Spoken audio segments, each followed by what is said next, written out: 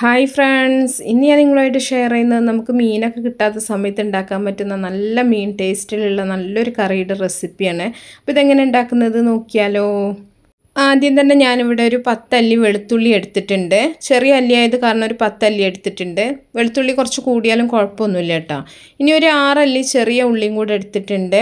ഇനി ഒരു ചെറിയ കഷ്ണം ഇഞ്ചി, അതുപോലെ തന്നെ ഒരു 1/2 ടീസ്പൂൺ വലിയ ജീരകം, അതുപോലെ ഒരു 1/4 ടീസ്പൂൺ ചെറിയ ജീരകം കൂടെ ചേർക്കുന്നുണ്ട്.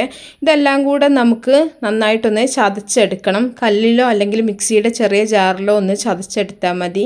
അപ്പോൾ ഇതുപോലെ ഞാനൊന്ന് ചതച്ചെടുത്തിട്ടുണ്ട്. ഒരുപാട് പേസ്റ്റ് ആക്കി എടുക്കേണ്ട ആവശ്യമില്ല. ഇനി ഇതൊരു മൺചട്ടിയിലേക്ക് ഇട്ടിട്ടുണ്ട്. ചട്ടിയിലോ പാനിലോ ഒക്കെ നിങ്ങൾക്ക് റെഡിയാക്കി എടുക്കാം. ഞാനൊരു നാടൻ ടേസ്റ്റ് കിട്ടാൻ വേണ്ടിയിട്ട് മൺചട്ടിയിലാണ് ഉണ്ടാക്കുന്നത്. ഇനി ഇതിലേക്ക് ഒരു ചെറുനാരങ്ങ വലിപ്പത്തിലുള്ള ഉരുളപ്പുളിയാണ്. അത് കുറച്ച് വെള്ളത്തിലൊന്ന് കുതിർത്ത് വെച്ചതിന് ശേഷം പിഴിഞ്ഞെടുത്തിട്ടുള്ളതാണ്. നമ്മൾ മീനൊക്കെ മുളകിടാനൊക്കെ എടുക്കുന്ന അതേ രീതിയിൽ തന്നെയാണ് കേട്ടോ ഇതിൻ്റെ ഒരു മസാല ഉണ്ടാക്കുന്നത്. അപ്പോൾ ആ ഒരു ടേസ്റ്റ് കിട്ടാൻ വേണ്ടിയിട്ടാണ്. അപ്പോൾ കുറച്ച് വെള്ളം കൂടെ ഒഴിച്ചിട്ട് അതൊന്ന് പിഴിഞ്ഞെടുത്തിട്ടുണ്ട്. ഇനി ഇതിലേക്ക് ആവശ്യത്തിനുള്ള ഉപ്പ് ചേർക്കുന്നുണ്ട്. അതുപോലെ നിങ്ങളുടെ എരിവിന് ആവശ്യമായിട്ടുള്ള മുളക് പൊടി ചേർക്കാം. ഒരു 1/2 ടീസ്പൂൺ മഞ്ഞൾപ്പൊടിയും കൂടെ ചേർക്കുന്നുണ്ട്. ഇതിലേക്ക് ഞാൻ മല്ലിപ്പൊടി ചേർക്കണില്ല കേട്ടോ. ഇനി നമ്മളിതിലേക്ക് ഒരു 1/2 ടീസ്പൂൺ ഉലുവയും കൂടെ ചേർക്കുന്നുണ്ട്.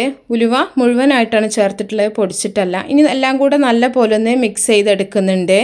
ഇനി ഇതിലേക്ക് നമ്മൾ വഴുതന, ഇതിനെ കത്തിരിക്ക എന്ന് ചിലർ പറയാറുണ്ട്, നമ്മൾ വഴുതന എന്ന് തന്നെ പറയൽ. അപ്പോൾ വഴുതന ഇതുപോലെ ഒന്ന് നീളത്തിലൊന്ന് കീറിയെടുത്തിട്ടുള്ളതാണ്. അത് ഇതിലേക്ക് ചേർത്ത് കൊടുക്കുന്നുണ്ട്. ഞാനിവിടെ 3 വഴുതന എടുത്തിട്ടുണ്ടായിരുന്നു കേട്ടോ. കുറച്ച് വലിപ്പത്തിലുള്ള വഴുതനയാണ്. അപ്പോൾ ഒരു 3 എണ്ണം എടുത്തിട്ടുണ്ട്. അപ്പോൾ ഇതിലേക്കുള്ള അളവുകളാണ് ഞാൻ ഈ പറഞ്ഞതൊക്കെ. അപ്പോൾ ഇതുപോലെ കഷ്ണങ്ങളാക്കിയത് നമ്മൾ ഈ ഒരു മസാലയിലേക്ക് ഇട്ട് കൊടുക്കുന്നുണ്ട്. ഇതിൻ്റെ കറ കളയാൻ വേണ്ടി നമ്മൾ ആദ്യം ഒന്ന് കീറിയെടുത്തതിന് ശേഷം വെള്ളത്തിലൊന്ന് ഇട്ട് വെക്കുക. അപ്പോൾ അതിൻ്റെ കറയൊക്കെ പോയി ശേഷം ഒന്ന് കഴുകിയെടുത്താൽ മതി. ഏത് കളറിലുള്ള എടുക്കുക കേട്ടോ. വയലറ്റിലാണെങ്കിൽ അത്, അല്ലെങ്കിൽ പച്ചയാണെങ്കിലും കുഴപ്പമൊന്നുമില്ല, ഏതായാലും ചെയ്യാം നമുക്ക് ഈ ഒരു റെസിപ്പി.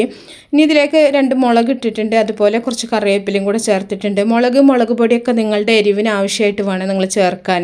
ഇനി നമ്മളിത് അടുപ്പത്ത് വെച്ചിട്ടാണ് വേവിച്ചെടുക്കുന്നത്.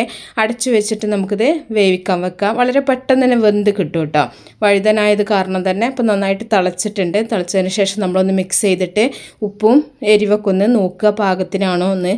ഇല്ലയെന്നുണ്ടെങ്കിൽ നമുക്ക് വീണ്ടും ചേർത്ത് കൊടുക്കുക ഈ ഒരു സമയത്ത്. ചിലർക്ക് നല്ല എരിവ് വേണ്ടി വരും. അപ്പോൾ അങ്ങനെയൊക്കെ ഉള്ളവർ അതിനനുസരിച്ചിട്ട് മുളക് പൊടി, പച്ചമുളകൊക്കെ ചേർത്താൽ മതി. ഉപ്പൊക്കെ ഓരോരുത്തരുടെ പാകത്തിന് വേണം ചേർക്കാൻ. അതാണ് നമ്മൾ അളവൊന്നും പറയാത്തത് കേട്ടോ. ഇനി വെന്തതിന് ശേഷം കുറച്ച് കറിവേപ്പിലയും കൂടെ ചേർത്ത് കൊടുക്കുന്നുണ്ട്. ഇതിൻ്റെ മുകളിലായിട്ട് കുറച്ച് വെളിച്ചെണ്ണ നമ്മൾ ഒഴിച്ചു കൊടുക്കുന്നുണ്ട്. ഇനി നമുക്കിത് അടുപ്പത്ത് നിന്ന് വാങ്ങി വെക്കാം. വെളിച്ചെണ്ണ ഒഴിച്ചതിന് ശേഷം പിന്നെ നമ്മൾ അടുപ്പത്ത് വെക്കേണ്ട ആവശ്യമില്ല കേട്ടോ. അപ്പോൾ എല്ലാവരും ഒന്ന് ഉണ്ടാക്കി നോക്കുക. ഇത് മാത്രം മതി നമുക്ക് ചോറിൻ്റെ കൂടെ കഴിക്കാനായിട്ട്. ഒരു പപ്പടം കൂടെ ഉണ്ടെന്നുണ്ടെങ്കിൽ ഉഷാറായിട്ട് നമുക്ക് ഊണ് കഴിക്കാൻ പറ്റും. അപ്പോൾ എല്ലാവരും ഒന്ന് ട്രൈ ചെയ്ത് നോക്കുക. ഇഷ്ടപ്പെട്ടാൽ തീർച്ചയായിട്ടും ലൈക്ക് ചെയ്യുക, ഷെയർ ചെയ്യുക, മാക്സിമം സപ്പോർട്ട് ചെയ്യാം. അപ്പോൾ നല്ല റെസിപ്പികളൊക്കെ ആയിട്ട് നമുക്ക് അടുത്തൊരു വീഡിയോയിൽ കാണാം. ഓക്കേ.